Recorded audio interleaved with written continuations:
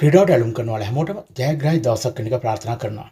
ඉතින් ශ්‍රී ලංකා කණ්ඩායම වගේම සිම්බාබ්වේ කණ්ඩායම සහ සත්කාරක පාකිස්තාන අතර පාකිස්තානයේ තුලදී පැවැත්වෙනවා 3 කොන් T20 තරඟාවලිය.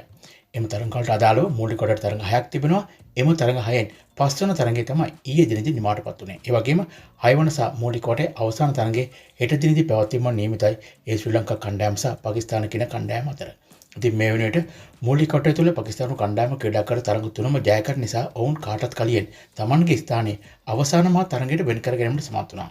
නමුත් ශ්‍රී ලංකා කණ්ඩායම මූලික කොටය තුල ක්‍රීඩා කළ පළමු හා දෙවන කියන තරඟ දෙකම සිම්බාබ්වේ කණ්ඩායම හමුවේ වගේම පාකිස්තාන කණ්ඩායම හමුවේ පරාජයට පත්වීම නිසා තවමත් තියෙන්නේ අවිනිශ්චිත තත්ත්වයකයි.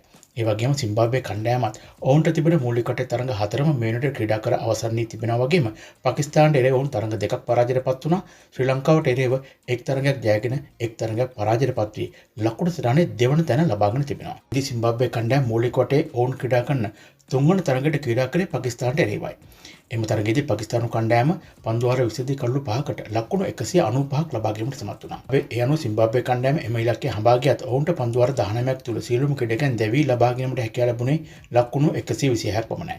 විශේෂයෙන්ම ඔවුන් අවසාන කඩලට ලකුණු 44ක සම්බන්ධතාවයක් ගොඩනැගීම නිසාම ඔවුන්ගේ දල් ලකුණු වේගය රින මට්ටමේ තිබුණත් ඉහළින් රඳවා ගැනීමට අවස්ථාවක් උදා වුණා. ඒ ශ්‍රී ලංකාවට වඩා යම් තාක් දුරට ඔවුන් තරඟාවලියේ අවසාන මා තරඟය පිළිබඳව බලාපොරොත්තු ඇති කර ගනිමින්.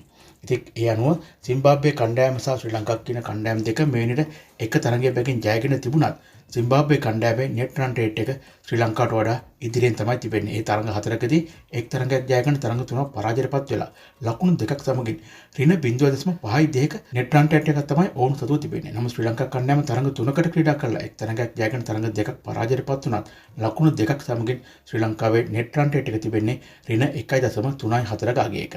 ඉතින් ඒ නිසාම තමයි ශ්‍රී ලංකාවට හෙට පැවැත්වෙන තරඟය ඉතාම තීරණාත්මක සාධකයක් බවට පත් තිබෙන්නේ. යම් කිසියකින් ශ්‍රී ලංකාව සහ සිම්බාබ්වේ කණ්ඩායම අතර පැවති පළමු තරඟයේදී ශ්‍රී ලංකා කණ්ඩායම ලකුණු 95කට දැවී නොගියා නම් අපට මීට වඩා වෙනස් ප්‍රතිඵලයක් කෙසේ නැත්නම් අපේ ස්ථානයත් අවසාන මා තරඟයට වෙන් කර ගැනීමට හැකියාව තිබුණා. කෙසේ නමුත් හෙට තිබෙනවා ශ්‍රී ලංකා කණ්ඩායම සහ පාකිස්තාන අතර තරඟයේ එම තරඟය ශ්‍රී ලංකා කණ්ඩායම ජයගත්තොත් ශ්‍රී ලංකාව සහ පාකිස්තානය තමයි අවසාන මා තරඟයට ක්‍රීඩා කරන්නේ. යම් කිසියකින් ශ්‍රී ලංකා කණ්ඩායම එම තරඟයේ පරාජයටපත් වුණොත් දල් ලකුණු වේගය අනුව සිම්බාබ්වේ කණ්ඩායම සහ පාකිස්තානය තමයි මේ විදිහට අවසාන මහා තරඟයට ක්‍රීඩා කරන අවස්ථාව උදා කරගන්නේ. ඉතින් මීට පෙරත් අවස්ථා දෙකකදී 3 කොන් වගේම සිව් කොන් තරඟවලින් තුලදී සිම්බාබ්වේ කණ්ඩායම ශ්‍රී ලංකාව තරඟවලින් ඉවතට ඇද දමමින් ඔවුන්ගේ ස්ථාන අවසාන මා තරඟවලට වෙන් කරගෙන තිබෙනවා. ඉතින් එවැනිම සිදුවීමක් මෙම තරඟය තුලත් හෙට දිනේදී සිදුවේවිද කියලා විමසිල්ලෙන් තමයි බොහෝ දෙනා පසුවන්නේ.